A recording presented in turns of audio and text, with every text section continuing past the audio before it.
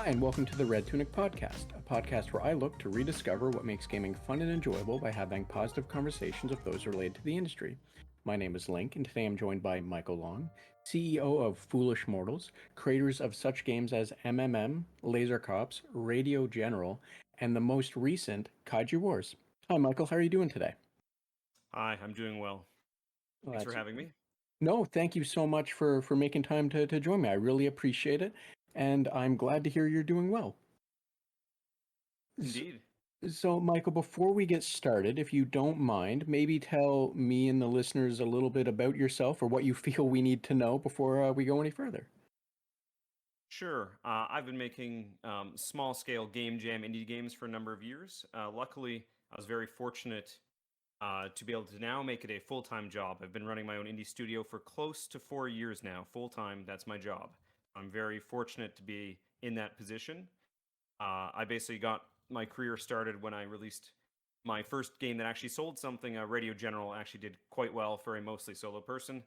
So I'm very fortunate to be in this position of actually making games full time now. And that's great to hear. Congratulations on being able to do that. I'm always happy to hear when someone's able to turn a little kind of solo project or what have you into their own full-time reliant gig. Just because, if it's what you like doing, there's nothing better than doing what you like and being paid for it, right? Absolutely. Yeah, it's pretty much a dream come true. Of course, it's still a very tough job, but but it's what I want to do, so it's great. And again, I'm happy to hear that for you. That's always fantastic.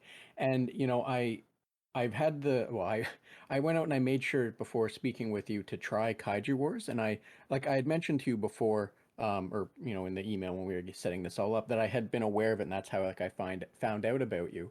And I really enjoyed the demo. I liked the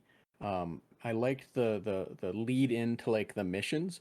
I don't know if I've seen it elsewhere outside of Valkyria Chronicles. I don't know if that's where you got it or if it came from other places, but I always kind of liked that storybook approach where the missions or the information or what have you was this kind of thing you could experience by clicking into it and all of that. As well as the gameplay was really fun and interesting. The whole fighting back the kaiju's and from what the demo presented, getting the super units or what have you and all of that. So I just wanted to say before we go any further, I really enjoyed the demo and I'm looking forward to having the time to actually indulge in picking it up and playing more than just that. But yeah, no, I just again wanted to say the demo is great and it's I look forward to finding time to playing the rest. Awesome. Thank you. Glad you enjoyed it. We definitely took inspiration from Advance Wars, especially Advance Wars Days of Ruin for the DS, where they had a story, kind of like a visual novel story before each mission. You didn't get any info before the mission, but the story I quite liked. So it's kind of based on that. And the gameplay's somewhat a little bit inspired by Into the Breach as well, of course. And yeah, I haven't had a chance to play Into the Breach. I am aware of it, and it's also one of those things that's on my list for when I actually create some time or have some time or what have you. But I really like the idea of what Kaiju Wars is, and that it's fighting back a giant monster as it's demolishing everything you have that is your how you try to sustain yourself. Um, for some of the demo levels, I watched in terror as the turn refresh on my funds were clicking away as whatever I think it was the armadillo or what have you was stomping down on everything, and all I could think was, well, I'm glad I paid for all of the units in advance so that way they're just refreshing, not full expense. That's right. It's quite a different idea where generally in games, you have units and you don't want to lose your units. Whereas in this game, you're going to lose your units, you're going to lose your buildings. It's very much a war of attrition. If this monster is going to destroy your city, the question is how much is he going to destroy? All of it, or just 80% of it before you get a victory? So it's kind of like the more realistic aftermath of a realistic Godzilla movie where Godzilla is going to wreck up the place, and you can just do your best to try to just hold on just barely, but it's not going to be a great victory. It's still going to be a lot of damage. Yeah, and speaking of that as well, I don't remember if it was like right away or on like the second or third demo mission or whatever, but when your general guy, advisor, what have you, makes the joke about all of, or like Gary or whatever was flattened and like now they're gone, and then it's just, well, anyway, moving on. I I that was kind of the moment where I went, oh, okay, these are expendable units. They're not meant to be like try and protect them, try and whatever. It's like, oh no, this is going to be like send it at it, watch them get wiped out, refresh them because now they're cheaper to heal or what have you, and send them right back out.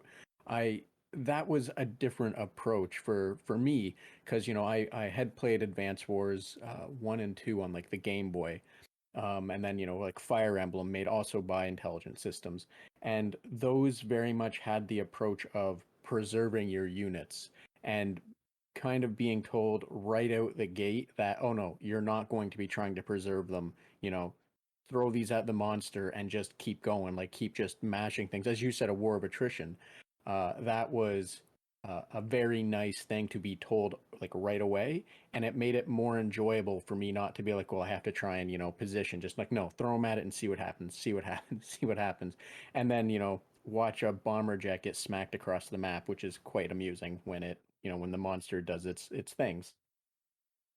Yeah, as you say, that's very unique. And basically, as far as I'm aware, no other game really wants you. In fact, repairing the units is very cheap. It only costs $1 to repair a unit. But actually, some units have counterattack, like the tanks and fighters, and their primary purpose is to get stepped on. It's like stepping on a pointy Lego, very painful. So, like, the tanks and fighters are meant to get stepped on, and if they're not getting stepped on, you're not playing optimally. So, the optimal way to play is to lose a bunch of units, which is very, as far as I'm aware, different than pretty much any other strategy game.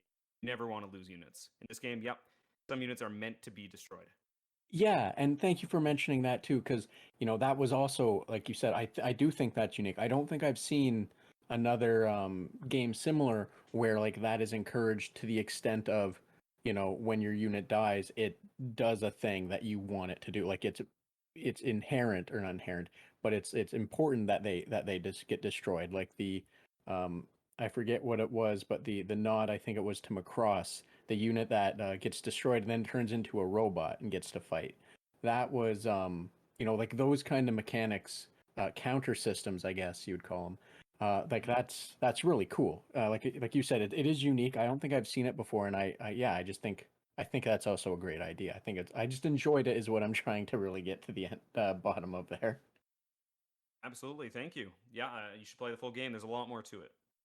Yeah, like I said, I'm looking forward to having the time because yeah, like the demo ends where you get to like upgrade units and such, and that and like the card system, well, card system, quote unquote, um, was introduced. I don't know the right word, hence the quote unquote.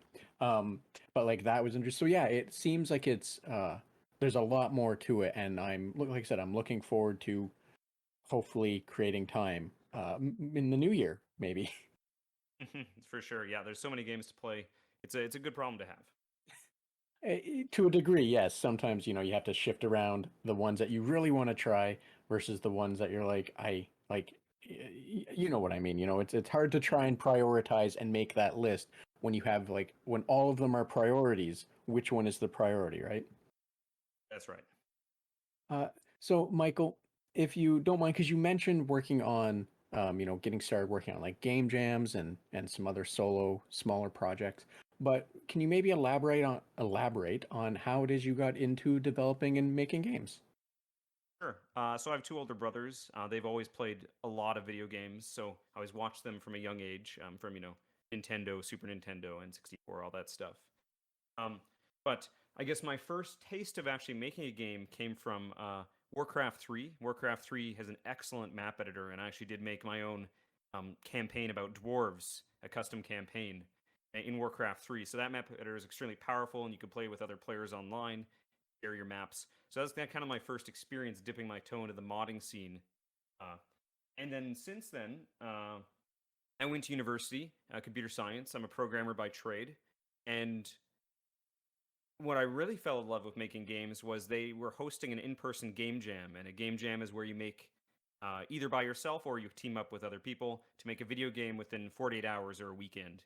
So I did that. I found some random people, and we joined, made a team, and we won first place at the local game jam. So that probably definitely helped me, really appreciate the game jam, especially winning's great. Mm. And then ever since then, I've basically participated in every single game jam at my local university since then, and now I actually run them. So I've gone graduated to that, and then during my later on in my education during university, I actually started making games part time and releasing them on Steam. I made like a visual novel, a car kind of racing game, sort of. They didn't do well, but it was you need the practice to be able to get good. And then finally, during my master's degree, I started working on Radio General, and I worked on that game for about 3.5 years. About 2 years was just part time in my spare time, and I actually got approached by a publisher for that one, just while working my spare time. And I also got a government grant to work on video games. So that at that point, that really clicked of like, oh, I could do this full time. I could be a full time indie dev now. So when I finished my degree, I indeed did that. Spent another year full time working on the game, finished it, and it did all right. Now I'm here. I am 4 years later, and so I'm very fortunate to be able to do that. And luckily, where I am in Canada, the federal government and also provincial government now, they actually do have video game grants. So if you're in Canada, you should definitely apply to those. You might be able to be a full-time indie dev if the government will give you some money for it. Awesome. And it's well, thank you for sharing the information, especially about the grants. Um, that is always important because well, sometimes it's hard to eat or what have you, That's and right. anything is good, anything can help. Um, but it's also really interesting that you started participating in all of the game jams held at the local university or what have you. And now you're running them. And I'm curious about that. Um, is there, I'm trying to think of the right way to phrase it. Uh, what have you noticed over the years from participating in this, whether it be, as you were participating in making or participating in hosting or what have you, if you don't mind? Well, the most important part of a game jam is the deadline. With that deadline, you finish. Whether or not you're going to be missing a lot of features from the game you envision. Start on Friday, you think, oh, I'm going to make this huge game. Then you come Sunday, and it's half of what you thought it'd be, but it's finished, it's done, that's it. So you really need to learn the importance of a deadline, and a game jam teaches you that because games are never finished. Because there's always more you have in your head that you think you can do. Oh, if I spend another year working on the game, I could add so and so features. There's always more you want to do. But finish is more of a state of mind than an actual like finished product. So you need at some point to say, stop, that's it, I'm done. And game jams teach you that deadline. And to be a successful game developer, you need to respect your deadlines. Because again, you can spend an infinite time. There's always more features. I spent 2 years making Kaiju Wars, and there was more features. There's more I wanted to add, but at some point I had to say, nope, stop, I'm done. That's it. And I actually probably spent a bit too long working on the game. I should have only spent like a year and a half on it. So you really need to respect those deadlines, and that's the most important lesson game jams will teach you is you need to have a deadline. You need to respect that because it can take infinite time. There's always more features. But you got to cut it off at some point. That's by far the most important lesson you'll learn if you participate in a game jam. As for hosting them, I guess it's just nice to see people come together and form teams, and then you're more of a mentor. You walk around and ask them, "Hey, how you doing? How can I help you? Do you need some help coding or something?" And you kind of act more as a mercenary. You can help out people, and that's a good feeling, helping out others. Yeah, they're great experiences. I recommend them. If you haven't done them yourself, you should, because anyone can participate in a game jam. You don't need to know how to code. You don't need to know how to art. There's all sorts of roles you can do. It takes a village to make a game. There's writing, there's the level design, there's the testing, there's the music, there's the voice acting. Everyone can contribute something to a game jam, so that's really great. So thank you for sharing that, and that's really good to know and interesting to know that it's not always just going to be those finite roles, like you said, where it's not just the programmers or the arting, the people doing art or what have you. So thank you for sharing that because that kind of also leads into the idea that if someone is looking to get into the industry and they don't know how to or how like what they can contribute, something like that might actually open their eyes to finding where their strengths that they have might actually, cross like that Venn diagram where it overlaps. So, that's thank you. That's good advice and hopefully something people can take to take into consideration when moving forward. Absolutely, yeah. I think if you want to be a game developer, you should do as many game jams as you can just to get a feel of it and get the deadlines, see what you like. And if you didn't like it, then you're not going to like being a game developer. That's for sure. Um, yeah, I think that would be a very fair thing to take away from not liking. If you don't like the small scale stuff, you're probably not gonna like the big scale stuff. That's right. Now, the next question kind of is it might already have been answered, and that's perfectly fine. And usually I ask if you have any words of wisdom to share from the experiences that you've had. However, is it fair to say that those words of wisdom are going to be stick to your deadline? Yeah, definitely. That's the most important lesson. Absolutely. In fact, if you go to university or school, the entire reason you go to university is for them to set the deadlines for you. You could learn everything that your professors or classes will teach you online. The internet is everything, especially on computer science and programming. But they give you a deadline, and without a deadline, you wouldn't actually do it and finish it. Especially if you're paying money, that is an extra incentive to actually finish on the deadline, or else you'll have to pay more money. So yeah, absolutely. Deadlines. That's it. And I'd be hard pressed to disagree with that kind of word of wisdom. Like you said, in for almost anything really, but especially when money is on the line, right? Whether it's That's your right. money or money given to you from, let's say, a grant or a publisher or whatnot. That's right. Yeah. Anytime money's involved, yeah, you have to have a deadline to realistically finish. Because people love procrastinating. If they didn't have a deadline, they just do whatever. And I mean that's fine if you can live that lifestyle, but most people can't afford that. Unfortunately, it would be fantastic if we all could kind of live like that, but yeah, most people can't. So learning that lesson is probably a good thing to do. Absolutely. So, Michael, if sorry, I'm still trying to figure out how to really phrase this question. However, I'm going to presume that there has been a game in your life that you sat down and played it, and you're like, "Oh wow, this is an amazing experience. This is what I want to do in my life." Um, you know, do you have a game like that, or what was the game that you played and went, "Oh wow, I want to be a game developer"? Like, what game was it that made you go that route? Well, as I said, Warcraft 3 was when I got dip my toe into the modding experience of making something that was inside of a game. At the time, I didn't consider making games as a career because I already at that time I knew it would be very difficult. So I just decided I was like, oh, I'm going to be a programmer and maybe I'll make games in my spare time. Uh, I guess that'd be like the first point that I really wanted to make games. I didn't think I'd be able to make it as a career though at that point. However, I've been since a young age. I've also been making my own homebrew role playing systems and my small board games as well, just to play among my friends. I always had kind of like that feeling of I want to make games. I just didn't think I'd be able to make a career out of it. And that's really interesting that, you had that experiences when you were younger, making like board games or making role playing, tabletop role playing games or what have you. But that it wasn't until you actually started tinkering around making things with Warcraft that you went, "Oh, I could do this," or "I would like to do this." Um and I only say it that way because I think a lot of people probably, um, they find a game and then find a reason to get into it. But it sounds like for you, you just found the thing that you actually made things with and said, "Oh wow, this is actually fun." Am I understanding correctly? Yep, absolutely.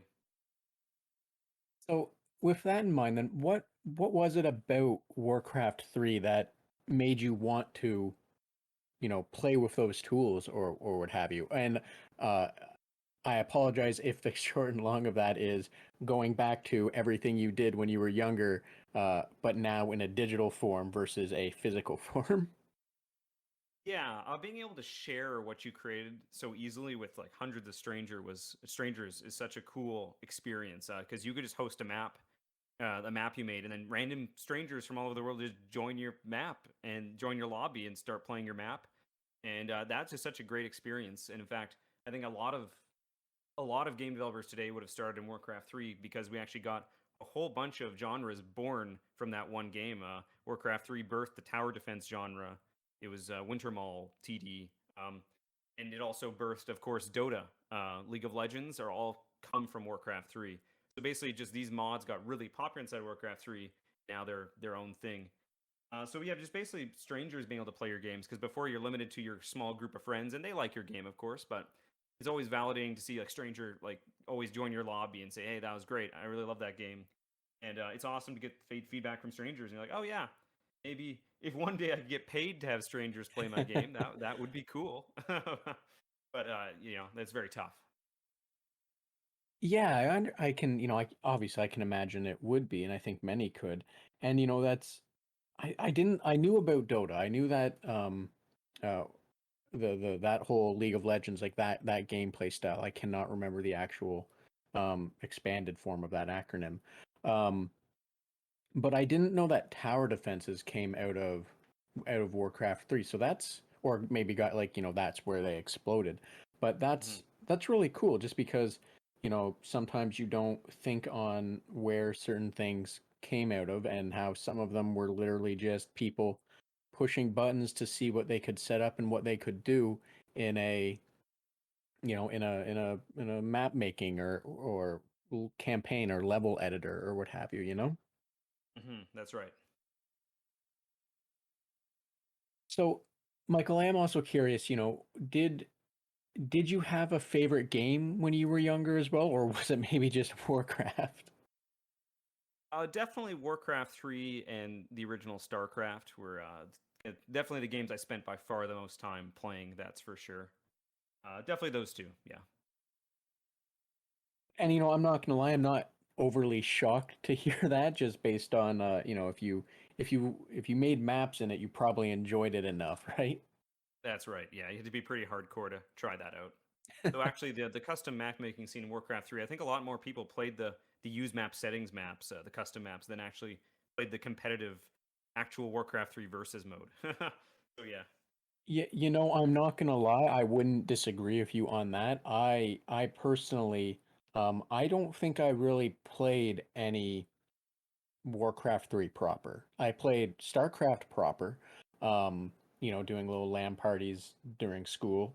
Uh, Definitely not during class. But like Warcraft 3 we never got into. But for me, I was more familiar with like what eventually became Dota than anything else with it. And to this day, for the life of me, I couldn't tell you anything about the actual Warcraft 3 multiplayer other than the what I experienced with Dota, some 15 plus maybe 20 years ago now. Um, so yeah, it wouldn't shock me to know if that, or if I was told, in all like statistical, factual, what have you, that it was the custom maps more than anything else when it came to Warcraft 3. Yeah, absolutely. Well, the reason for that is playing the traditional Warcraft 3 and StarCraft strategy games, it's really hard. It's just far too hard a game to play. And a few people can do it and do it well, but it's just too hard for most people. So that's why these kind of subgenres of tower defense and MOBA, Dota, League of Legends, like, oh, let's take Warcraft 3, but you only control one hero. That's a lot simpler than building three heroes and managing several bases and doing economy and upgrades and building and fighting with big 40 unit armies. It's just too hard, simply put. And that's kind of why we're seeing traditional RTSs aren't nearly as popular as they used to be because we've split them off into smaller subgenres that are much, much more accessible and probably get to closer to what a lot of people like. I guess in the old RTSs, a lot of people just join them, but they actually enjoy specific parts of. Some people like the base building, some people like fighting with big armies, some people, doing the heroes. So there's actually a bunch of different like fans of parts of the game, and now they've split off into actual proper subgenres that are much more accessible. That's a really really good point because I've said this before. I don't know if it was with another guest or just in normal conversation, but the like traditional RTS doesn't exist in the same way. Like sometimes one will make a like a someone will, whether it's an indie or a big company or what have you, they'll make a they'll make an attempt, but they don't really seem to exist. And when they do exist, they either kind of go all in on the command and conquer side of things, or they go all in on like the StarCraft side of things, where it's all about speed of execution, or it's all about not the speed of execution where it's just setting everything up and going forward. um and then outside of that, it's, yeah, you're right, it's you have town building games like similar to Banished, I think it's called, or what have you, where it's taking one of those core concepts and really kind of dialing in on it and trying to focus on it and make that the big play. And like even then, some of them some of them focus in on even more on certain aspects and ignore other ones and whatnot. Yeah, that's right. Absolutely.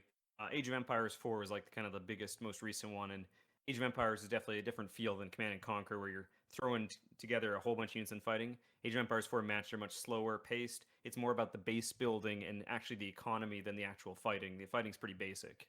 It's all about how many dudes can you build, not how you use them. Right, and I'm not gonna lie, I didn't even know Age of Empires 4 came out. I missed that entirely, but yeah, you're right. Those were also an entirely different RTS feel. Um I don't know if they would borderline into like the 4X territory or not. I've always been really shaky on that, but yeah, like I forgot. I didn't even realize Age of Empires went out, and I'm not gonna lie, I forgot it was a thing, which is really really bad because um, some of the games that were built around Age of Empires, like that format, were awesome, were fantastic, and I played a lot of them when I was younger. Just forget they exist as you get older. That's right. Yeah, so many games out there for sure. So, Michael, what is it about games that like you enjoy? Like what kind of, maybe genres or games other than Warcraft or what have you, like do you enjoy? Sure. So for me, strategy games, as you can tell, are my favorite type. I like both real time and turn based. So to me, I enjoy the thinking aspect, the planning, and the execution of a strategy, making choices based on information. So I guess very cerebral. I guess I don't like. I like games that give me a goal, a mission for me to accomplish. I just don't really enjoy Minecraft or Animal Crossing, where they're very much more chill and it's more just an expression of creation. No, I prefer when you give me a mission, be like, okay, go destroy the enemy base within 20 minutes. Okay, fantastic. I'm going to try to optimize that, make a plan, and execute it as efficiently as possible. So, I guess you'd call me, what is it, a conqueror game player type of that? I don't know. There's a psychological uh, metric of determining what type of player and kind of game type things you enjoy. So I guess it'd be more of a conqueror and a strategist for those sort of things. Yeah, fair enough. I don't know, like I don't know the answer either.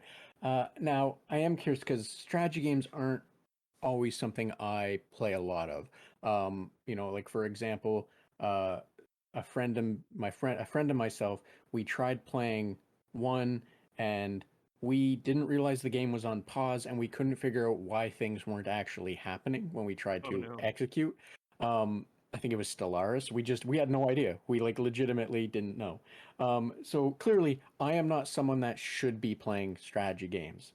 However, I am No, curious. it sounds like just Stellaris messed up. Then there's no such thing as a bad player, just bad tutorials. So if they didn't make the pause button clear, they made a mistake.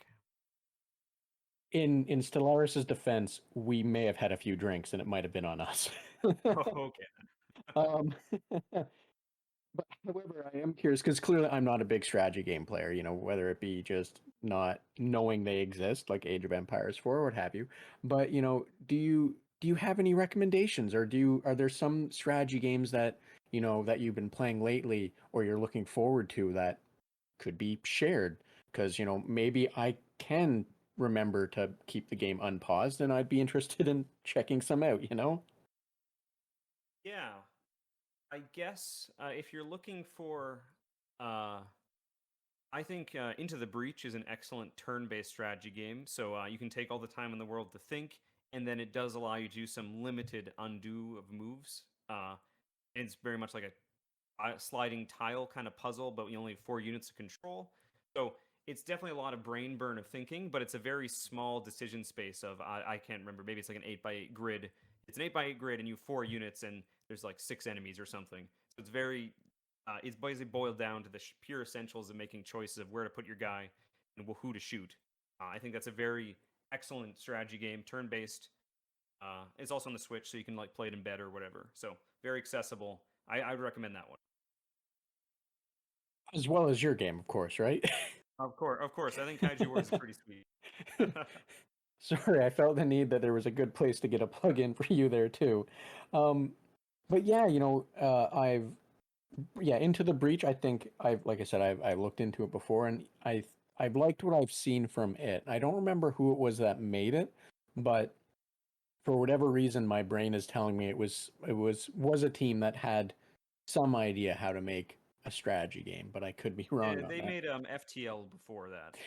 There we go. Thank you. So yes, my brain was telling me correct that it was a team that knows um, how to make something where you have to balance a bunch of plates and keep them spinning. Definitely.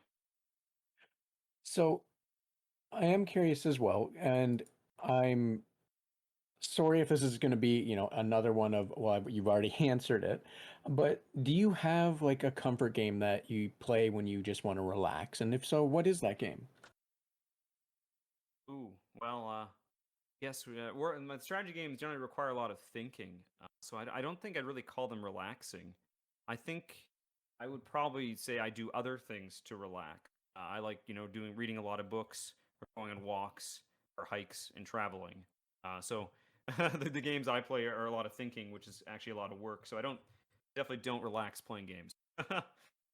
And that's fair enough. And you're kind of ahead of me on what would be the next question then, where I was going to ask, what kind of things do you enjoy outside of gaming? And it sounds like walking or reading. Um, with that in mind, what kind of books do you enjoy reading? I will definitely, in the past for sure, science fiction, fantasy, those are all great. For my latest game, I'm actually working on a sequel to Radio General, to World War II strategy game. I've just been reading, literally read about 10 World War II books and textbooks over the past like year.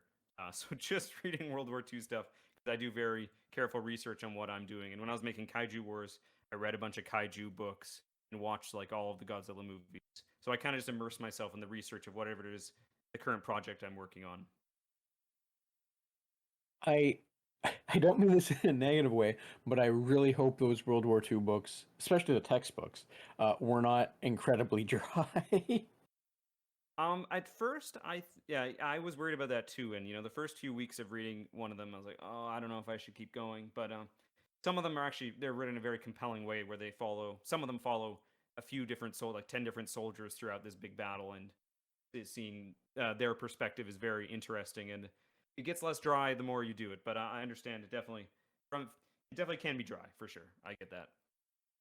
So, with that in mind then, because like you said, some of them can be very compelling to make you want to continue. Uh, do you have any recommendations on maybe some World War II books or kaiju style books that you might have read preparing for Kaiju Wars as well? Sure. I guess I just read a book called Brothers in Arms for World War II. It was about a British Sherman tank crew and their regiment as they land on D-Day and fight all their way through all of Western Europe. And that was a very interesting read of just the constant rotation of soldiers getting wounded and then replacements, and how the tank crews actually fought. That was very interesting. That was called Brothers in Arms, about a British Sherman tank crew or regiment. Well, thank you for that recommendation. I don't know, like that title does sound familiar. However, um, I don't know if that's just because like that's a common war theme. I put that in air quotes. Um, and Yeah, it's definitely a common, a war thing. There's also like a video game series called Brothers in Arms, so it's not related to those. thank you. And that's where I was about to go is, wondering if that's related at all or whatnot. And it doesn't sound like it is. No. So, Michael, as well as, those kind of hobbies, um, wow, sorry, I just botched that transition. Um, outside of those kind of hobbies, um, wow, I did it again. I am incredibly sorry. I'm gonna just reset that there. Uh, is there a game that you feel that you would have played when you were younger or what have you that maybe just you don't feel got enough credit and think it deserves more attention? Oh, deserves more attention. Interesting. Um, hmm. I might have to get back to you on that one. I think, enjoyed most of the games I played as a kid. I know there's a game that I played as a kid called Godzilla 2 for the NES. That was a strategy game where you played as the humans and you fought the kaiju. It was actually the inspiration for Kaiju Wars. I played that as a kid and loved it a lot. And looking back at it, it's actually terrible. So it's the opposite. But man, did I enjoy the theme of the kid, and that's why I was like, oh, I think we could do a better. We could make this. We could actually take this idea and make it good. And I was kind of surprised nobody done that for Kai, and that's why we made Kaiju Wars. So that's definitely a game I enjoyed a lot, but it definitely doesn't hold up.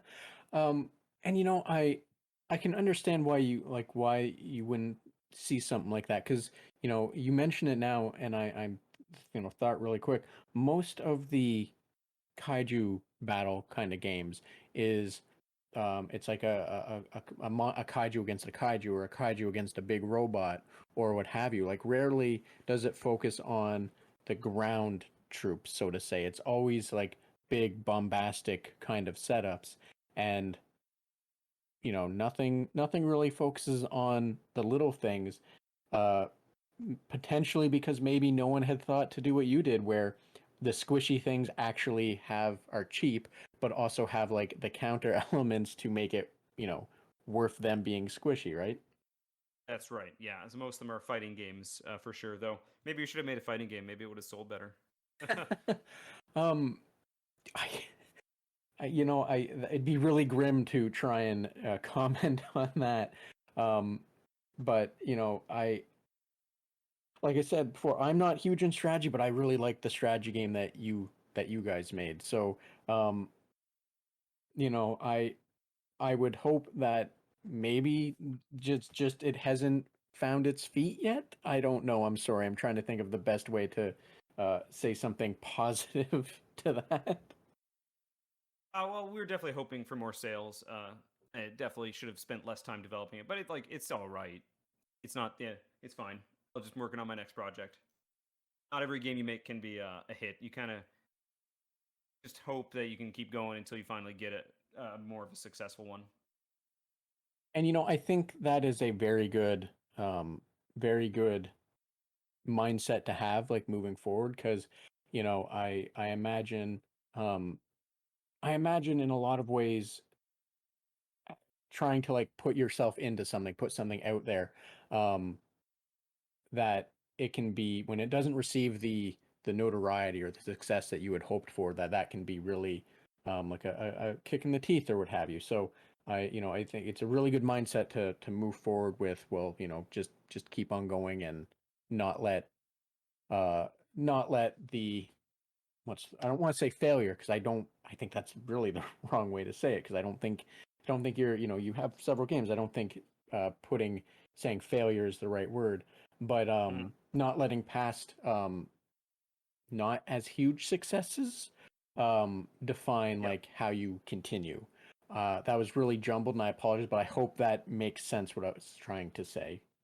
Yep. Absolutely. Well, when you release a game, releasing game is probably the worst day of your life because you're super nervous. You don't sleep all day. You do like you run like a gameplay stream and you have to monitor like the Steam chat and Twitch chat or whatever, and you're not sure if the game's going to sell at all. And the Steam like sales stats don't take a there's a delay, often like a 24-hour delay, so you don't actually know how well it's selling at all. So like the first 2 days of launching your game is probably the worst of your entire life. Well, aside from other tragedies, worst of your career, I suppose, because you're not sure if it's going to go well, if it's going to make any money at all. You have to monitor these streams and respond to comments and hope the reviews are good and try to get those 10 reviews on Steam as soon as possible. Very unpleasant. So I'm curious now. I want to be as quick as possible. So I don't want to take up too much more of your time because, like you're a busy man. You have other things to get to. But I've seen devs mention that 10, like getting to the first kind of landmark of 10 reviews. Are you able to put that in like quick words? Why that first 10 is the most important or is important? Yeah, it seems to be some internal Steam algorithm like doesn't show it very much on lists until it gets 10. It also changes what the wording next to like the all reviews at the top of the page. It says like very positive. Until you get 10, I believe the wording is actually different. And it doesn't. I'm not even sure. I'd have to. Don't quote me, but it might not even mention positive or something like still getting info or something or mix like unknown reviews or something. You want to get to that positive as soon as possible because when people glance at the page, they look to see, oh, what are the views? Oh, it's fewer than 10. Oh, this is a crappy game. Nobody's played it. It's not worth even looking at. So you really need to get that as soon as possible. So you got to ask your friends, say, hey, please, try the game, give it a review. You can beg people as quickly as possible to get there. And then once you do that, it generally starts showing up on more lists of like popular upcoming or newly released more on Steam. It's all about those lists. Very important. So thank you for explaining that. I honestly had no idea about like the behind the scenes, and that's really important for I think for people to just know that when when you're putting it out there like, hey, please review, it's not because you're trying to game the system, it's because you're trying to make the system work. Is what it sounds like. So thank you for explaining that because like I said, I didn't know that, and I imagine most, if not the large population of Steam users probably didn't know that either because, you know, that's not a thing for non-developers to worry about, right? That's right. So yeah, again, thank you for that. Now, Michael, as I said a few moments ago, I don't want to take too much more of your time because you had mentioned that you have a busy packed day. So I do want to let you get going. However, before I let you go, though, if if there was anything else you want to discuss, maybe another cool game, more information on what else you're doing, or something you just feel more people should be aware of, by all means, the floor is yours. And please feel free to let everyone know where they can find more information about you, which I'll be including in the episode description.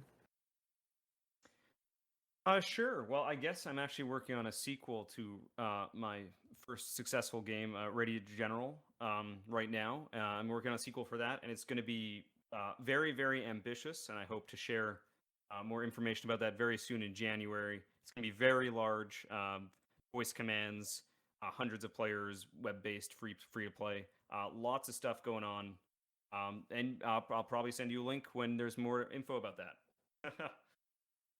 Definitely. If you send me a link for that, I will.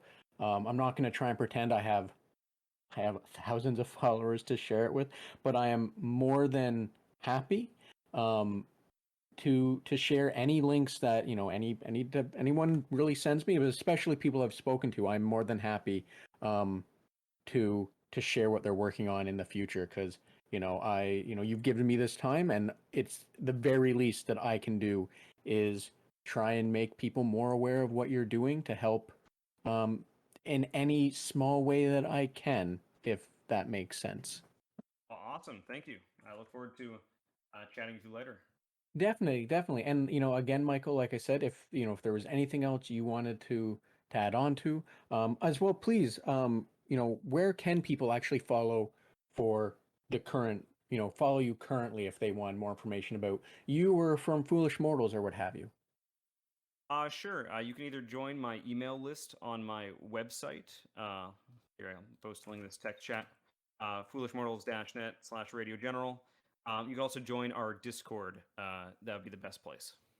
Awesome. Well, I will definitely include, that the radio, or sorry, I was looking, I was reading Radio General. I'll include the email list as well as the Discord for people to join and for, people to follow if they want more information about you guys. All fantastic. Thank you. Yeah, no worries. And if there wasn't anything else, I will let you get on with your day, let you get on with your busy schedule. Oh, sounds good. Thank you for having me. No, again, Michael, thank you for making the time to have this conversation with me. As well as thank you for joining us on the Red Tunic podcast, and a special thanks to Ron Jenkins for the use of music from the title track of Roads Deep. And if you like this podcast and want to support it and help it grow, please subscribe or follow me on Twitter at Red Tunic Podcast to receive the latest episodes and news, and be sure to share with those you think might also enjoy it. Thanks, till next time.